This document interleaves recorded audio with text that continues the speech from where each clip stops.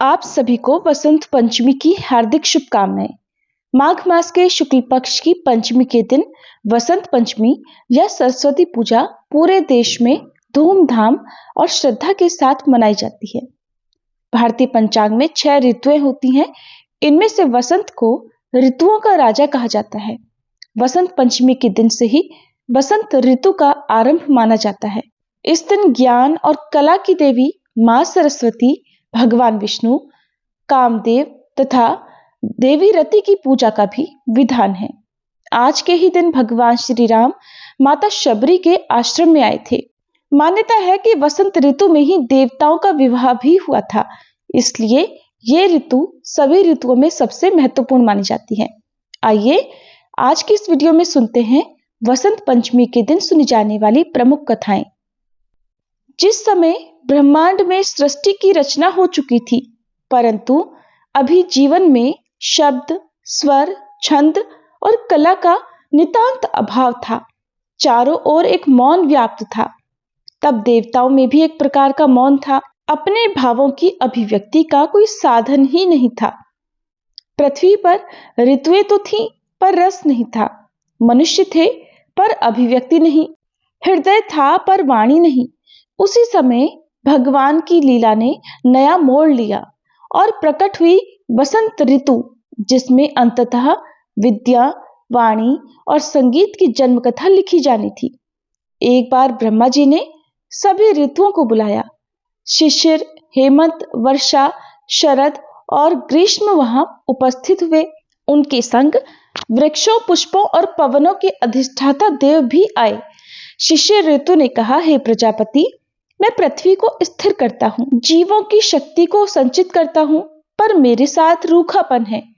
ग्रीष्म ऋतु ने भी कहा, हे प्रजापति, मैं तप देता हूँ, बल देता हूँ, पर मेरे साथ ताप भी है। वर्षा ऋतु ने कहा, हे ब्रह्मा जी, मैं खेतों को सिंचित करती हूँ, परंतु मेरे साथ नीरसता भी आती है। शरद ऋतु ने कहा, हे ब्रह्मा जी, मैं आकाश को निर्मल करती हूं, पर मन में रिक्तता उत्पन्न करती हूं। तब ब्रह्मा जी मुस्कुराए, हे ऋतुओं, अभी एक ऋतु शेष है, जो रस, संगीत, हर्ष और ज्ञान की दाता है। सभी उत्सुक हुए और उतावली के साथ सभी ने पूछा, कौन ब्रह्मा जी? तब ब्रह्मा जी ने कहा, वसंत। उसी समय आकाश में मंद मंद हवा चलने लगी। वृक्षों पर कोपले फूट उठी। आमों की डाली पर मंजरियां खिल उठी। खेतों में पीले सोने जैसा सरसों लहराने लगा। भंवरे मंडराने लगे। कोयल राग छेड़ने लगी। वह वसंत था, ऋतुओं का सौंदर्य, प्रकृति का सौंदर्य, माधुर्य और सृष्टि का संगीत। और उसके आगमन के साथ पृथ्वी जैसे प्रफुल्लित हो उठी। परंतु ब्रह्मा जी जानते थे कि यह लीला अभी पूर्ण नहीं हुई है। अभी वाणी का जन्म तो शेष है।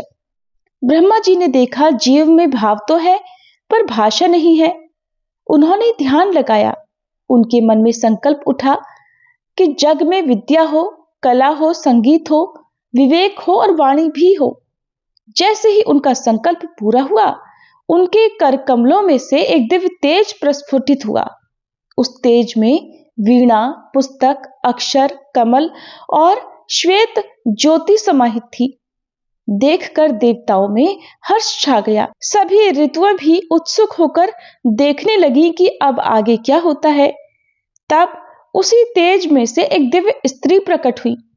श्वेत वस्त्र धारण किए, कर में वीणा, दूसरे कर में पुस्तक, धवल कमल पर विराजित, मुखमंडल पर शांति की आभा, दृष्टि में विवेक का तेज। देवताओं ने उनकी स्तुति की। जय देवी शारदा, वाणी की अधिष्ठात्री, ज्ञान की दात्री, आपकी जय हो। तब देवी मुस्कुराई। उन्होंने अपनी वीणा के तारों को धीमे से छेड़ा। उनकी वीणा का प्रथम नाद निकला। वह ध्वनि नाद ब्रह्म के समान थी और उसी क्षण संसार में शब्द, छंद, भाषा और लय की उत्पत्ति हो गई। जहां जहां वह नाद पहुंचा, वहां मनुष्य बोलने लगे, कवि छंद रचने लगे, राग गूंजने लगे, शास्त्र लिखे जाने लगे। शब्द से संस्कार और संस्कार से संस्कृति जन्मी। तब समस्त देवताओं ने कहा, आज से यह दिवस ज्ञान, वाणी और कला का पावन दिन कहलाएगा। तब देवी सरस्वती ने वसंत से कहा, हे सौंदर्य, तुम प्रकृति को सजाओ, मैं वाणी से हृदय को सजाऊंगी। वसंत ने पवन को कहा, तुम सुगंध लाओ, और फूलों से कहा, तुम रंग भरो। देवी ने वीणा के नाद से कहा, अब मैं संगीत भरूंगी। जीव को तब प्रथम बार ज्ञात हुआ, सौंदर्य और ज्ञान जब साथ हो तभी जीवन पूर्ण होता है। मनुष्य ने देखा कि बच्चे अक्षर सीखने लगे, गुरु उपदेश देने लगे, कलाकार चित्र बनाने लगे, ऋषि शास्त्र रचने लगे। तब उस दिन को उन्होंने उत्सव घोषित किया, पीले वस्त्र धारण किए, पुष्प चढ़ाए, वाणी की शुद्धता और बुद्धि की स्थिरता का व्रत लिया, और वही दिन वसंत पंचमी कहलाया। उस समय एक गुरु ने अपने शिष्य से कहा, पुत्र, धन से घर सस्ता है, लेकिन विद्या से जीवन संवरता है। धन से अधिकार मिलता है, पर विद्या से सम्मान। धन खोकर फिर से वापस पाया जा सकता है, पर विद्या खोकर नहीं मिलती। शिष्य ने प्रार्थना की कि मां, मुझे ऐसे ज्ञान दो जिसमें मैं स्वयं को भी सुधार कर सकूं और जग भी सुधरे। काल ने पूछा, हे वसंत, तुम सबको प्रसन्नता देते हो, पर स्वयं कभी दुखी नहीं होते।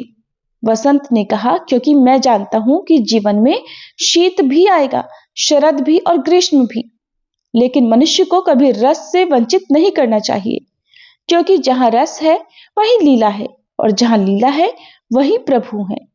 तब देवी सरस्वती ने कहा, ज्ञान से अहंकार मत बनाना, विनय बनाना, वाणी से कटुता मत फैलाना, माधुर्य फैलाना, कला से प्रदर्शन मत करना, साधना करना। तब देवी फिर बोली, जहां विद्या, कला, संगीत और सौंदर्य होगा वहीं मेरा वास है। वसंत ऋतु ने कहा, और जहां मधुरता है वहीं सृष्टि का यथार्थ है।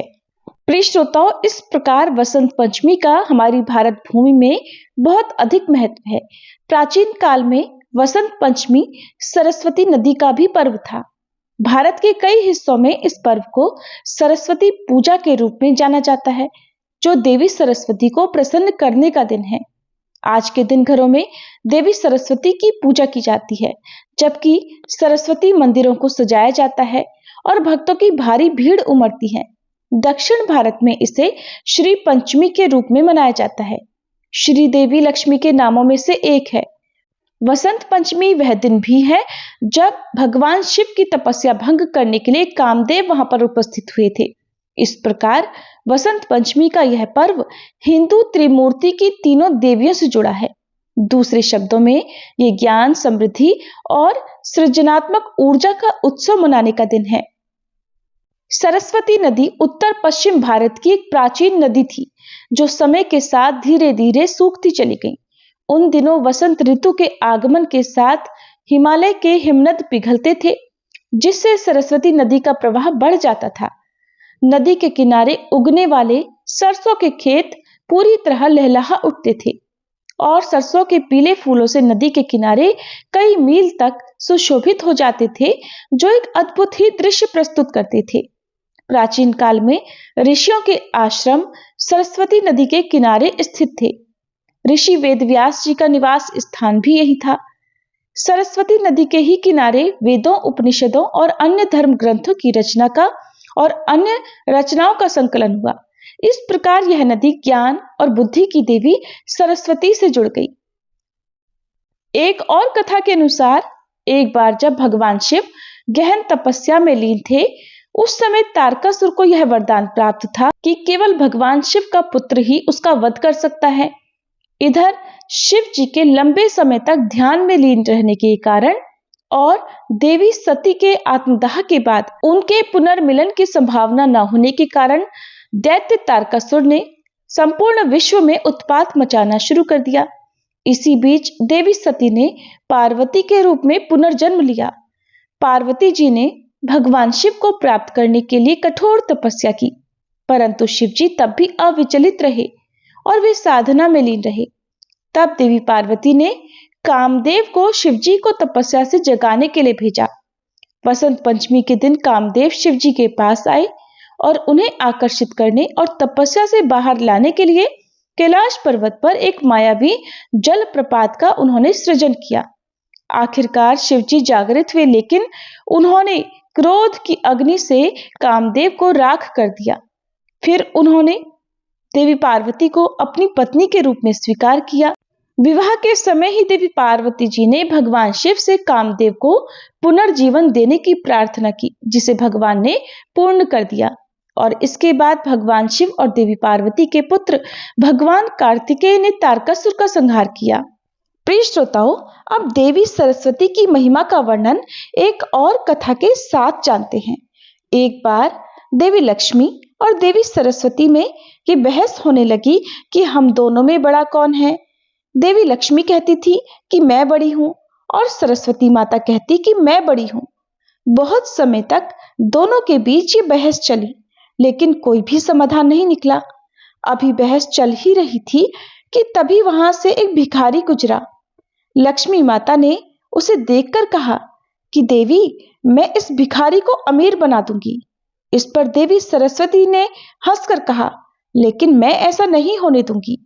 इसके बाद मां लक्ष्मी ने उस भिखारी के रास्ते में सोने की ईंट गिरा दी और प्रसन्न हो गई कि सोने की ईंट पाकर यह भिखारी अब अमीर हो जाएगा और तब तो देवी सरस्वती को हार माननी ही पड़ेगी। उधर वह भिखारी अभी सोने की ईंट के 2-4 कदम इधर ही था, तभी मां सरस्वती की उस पर कृपा हो गई। भिखारी सोचने लगा कि मेरे पास तो आंखें हैं, सब कुछ अच्छी तरह से मुझे दिखाई दे रहा है और मुझे चलने में भी कोई परेशानी नहीं हो रही, लेकिन अंधे लोग कैसे चलते होंगे? क्यों ना आज मैं भी अंधा बनकर इसका अनुभव महसूस करूं। इसके बाद वह भिखारी आंखें बंद करके वहां से चलने लगा और देखते ही देखते वह रास्ते में पड़ी सोने की ईंट को पार कर गया। अब ये सब देखकर मां लक्ष्मी जी ने हार मान ली और मां सरस्वती को अपने से बड़ा मान लिया। प्रिय श्रोताओं, अब मां सरस्वती द्वारा नदी रूप धारण करने के संबंध में प्रचलित कथा भी सुनिए। भगवान नारायण की 3 पत्नियां थीं, देवी लक्ष्मी, देवी गंगा और देवी सरस्वती। तीनों बहुत ही प्रेम से रहती थीं और अनन्य भाव से भगवान का पूजन किया करती थीं।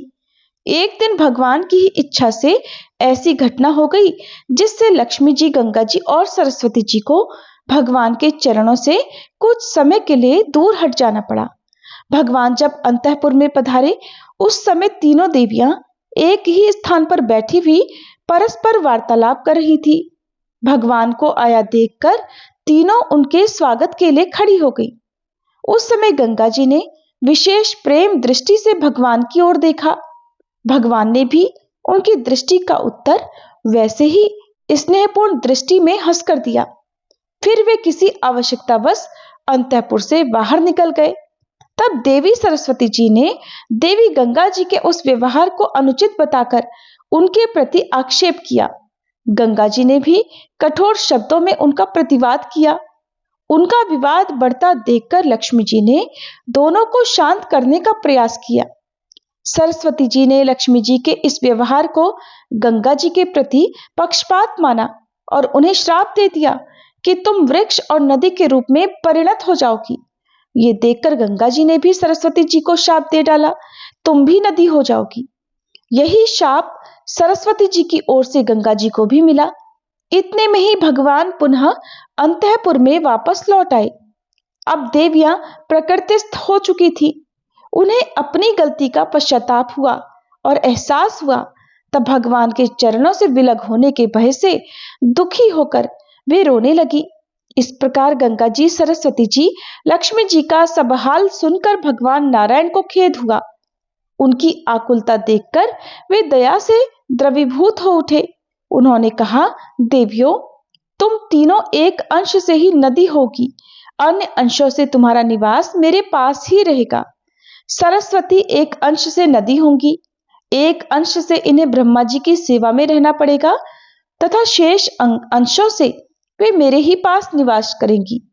कलयुग के 5000 वर्ष बीतने के बाद तुम सबके शाप का उद्धार हो जाएगा। इसके अनुसार मां सरस्वती जी भारत भूमि में अंशतः अवतीर्ण होकर भारती अर्थात सरस्वती कहलाई।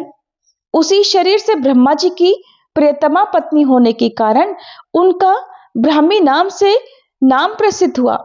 किसी किसी कल्प में सरस्वती जी ब्रह्मा जी की कन्या के रूप में भी अवतीर्ण होती हैं और आजीवन कुमारी व्रत का पालन करती हुई उनकी सेवा में रहती हैं। एक बार ब्रह्मा जी ने यह विचार किया कि इस पृथ्वी पर सभी देवताओं के तो तीर्थ हैं, केवल मेरा ही तीर्थ नहीं है। ऐसा सोचकर उन्होंने अपने नाम से एक तीर्थ स्थापित करने का निश्चय किया और इसी उद्देश्य से ब्रह्मा जी ने एक रत्नमयी शिला पृथ्वी पर गिरा दी। वह शिला चमत्कारपुर के समीप गिरी, इसलिए ब्रह्मा जी ने उसी क्षेत्र में अपना तीर्थ स्थापित किया। एकार्णव में शयन करने वाले भगवान विष्णु की नाभि से जो कमल निकला जिससे ब्रह्मा जी का प्राकट्य हुआ, वह स्थान भी वही तीर्थ माना गया है और वही तीर्थ पुष्कर तीर्थ के नाम से विख्यात हुआ। पुराणों में इस तीर्थ की बड़ी महिमा गाई गई है। तीर्थ स्थापित होने के बाद ब्रह्मा जी ने वहां पवित्र जल से परिपूर्ण एक सरोवर बनाने का भी विचार किया। इसके लिए उन्होंने देवी सरस्वती का स्मरण किया। देवी सरस्वती नदी रूप में परिणत होकर भी पापी जनों के स्पर्श के भय से छिपी छिपी पाताल में बहती थी। ब्रह्मा जी के स्मरण करने पर वे भूतल और पूर्वोक्त शिला को भी भेद कर वहां प्रकट हो गई। उन्हें देखकर ब्रह्मा जी ने कहा, देवी, अब तुम सदा यहां मेरे समीप ही रहो, मैं प्रतिदिन तुम्हारे जल में तर्पण करूंगा। ब्रह्मा जी का ऐसा आदेश सुनकर सरस्वती जी को बड़ा भय हुआ कि इससे कहीं कोई पापी जल का स्पर्श ना कर ले। तब वे हाथ जोड़कर बोली, भगवान, मैं जन संपर्क के भय से ही पाताल में रहती हूँ, कभी प्रकट नहीं होती, किंतु आपकी आज्ञा का उल्लंघन करना भी मेरी शक्ति के बाहर ही है। अतः आप ही इस विषय पर भली भांति सोच विचार कर जैसा उचित हो वैसी व्यवस्था कीजिए। तब ब्रह्मा जी ने सरस्वती जी के निवास के लिए वहां एक विशाल सरोवर खुदवाया। सरस्वती जी ने उसी सरोवर में आश्रय लिया। तत्पश्चात ब्रह्मा जी ने बड़े बड़े भयानक सर्पों को बुलाकर कहा कि तुम सब लोग बड़ी सावधानी के साथ चारों ओर से इस सरोवर की रक्षा करते रहना, जिससे कोई भी सरस्वती के जल का स्पर्श ना कर सके। एक बार भगवान विष्णु ने सरस्वती जी को यह आदेश दिया कि तुम बड़वा नल को अपने प्रवाह में ले जाकर समुद्र में छोड़ दो। सरस्वती जी ने इसके लिए ब्रह्मा जी की भी अनुमति चाहिए।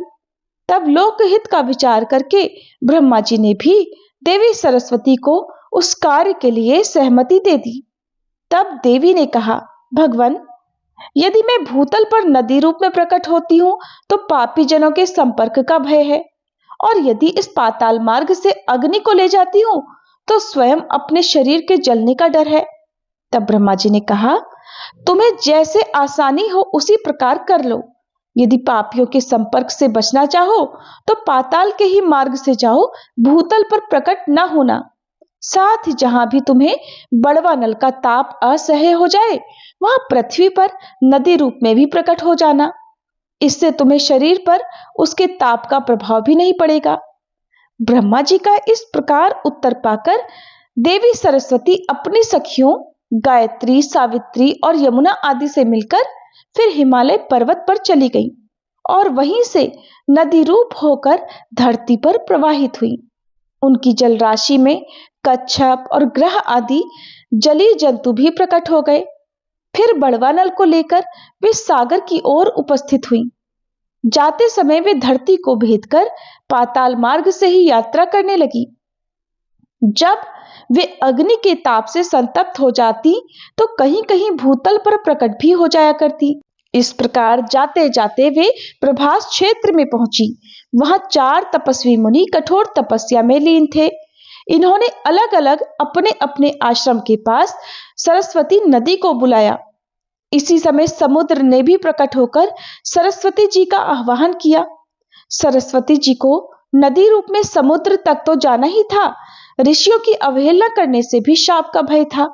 अतः मां सरस्वती ने अपनी 5 धाराएं कर ली। एक धारा से वे सीधे समुद्र की ओर चली और चारों से पूर्वोक्त चारों ऋषियों को स्नान की सुविधा देती गई। इस प्रकार वे पंच स्रोता सरस्वती के नाम से भी प्रसिद्ध हुई और मार्ग के अन्य विघ्नों को दूर करती हुई आखिर में समुद्र से जा मिली। एक समय की बात है, ब्रह्मा जी ने देवी सरस्वती जी से कहा कि तुम किसी योग्य पुरुष के मुख में कवित्व शक्ति होकर निवास करो। तब ब्रह्मा जी की आज्ञा मानकर भगवती सरस्वती योग्य पात्र की खोज में बाहर निकली। उन्होंने ऊपर के सत्य आदि लोकों में भ्रमण करके देवताओं का पता लगाया तथा नीचे के सातों पातालों में घूमकर वहां के निवासियों में भी खोज की, लेकिन कहीं भी उनको सुयोग्य पात्र नहीं मिला। इसी तरह खोज करते करते पूरा एक सतयुग बीत गया। त्रेता युग के आरंभ में इसके बाद सरस्वती देवी भारतवर्ष में भ्रमण करने लगी।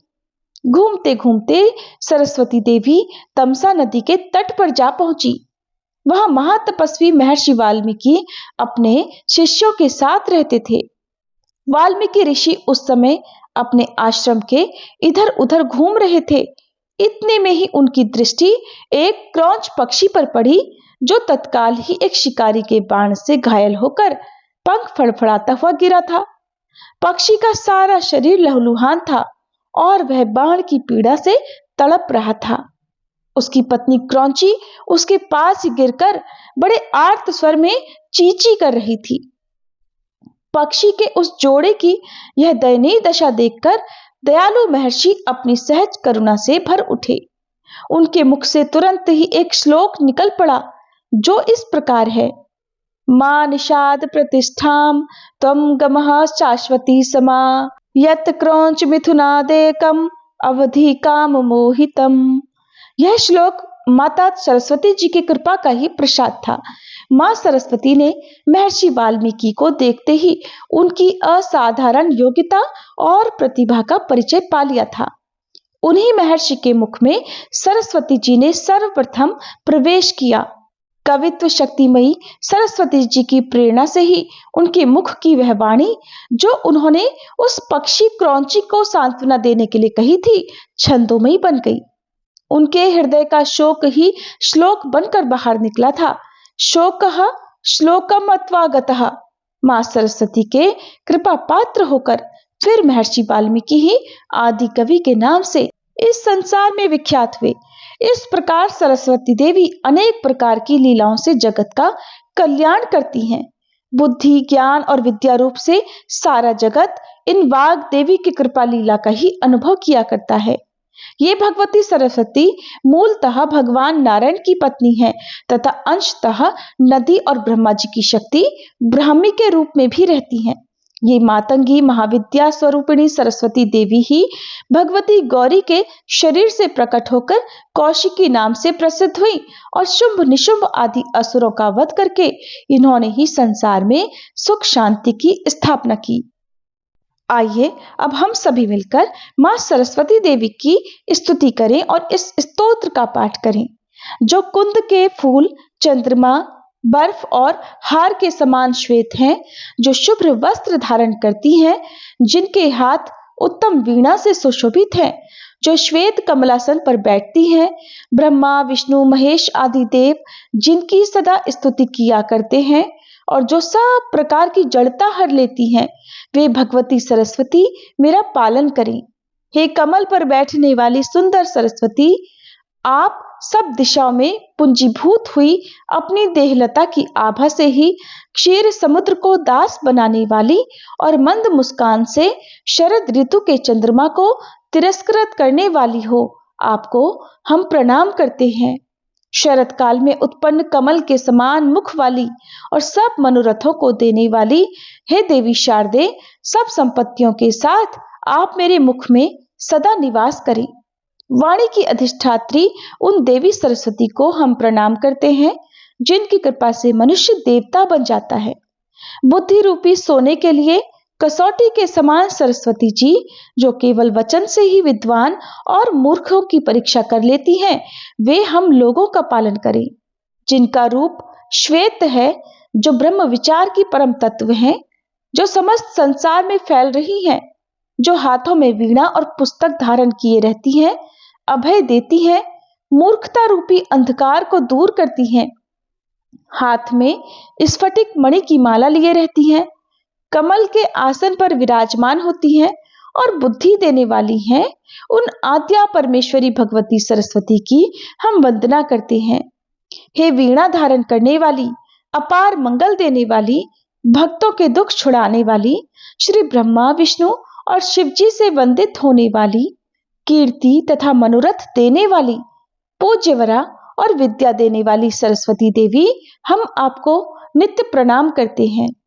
हे श्वेत कमलों से भरे हुए निर्मल आसन पर विराजने वाली, श्वेत वस्त्रों से ढके सुंदर शरीर वाली, खिले हुए सुंदर श्वेत कमल के समान मंजुल मुख वाली और विद्या देने वाली सरस्वती, आपको हम नित्य प्रणाम करते हैं।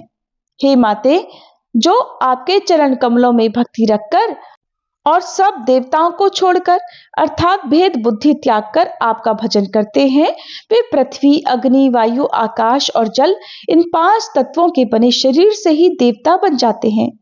हे उदार बुद्धि वाली माँ, मोह रूपी अंधकार से भरे हमारे हृदय में सदा निवास करो और अपने सब अंगों की निर्मल कांति से हमारे मन के अंधकार का शीघ्र नाश करो। हे देवी शारदे, आपकी सदा ही जय हो।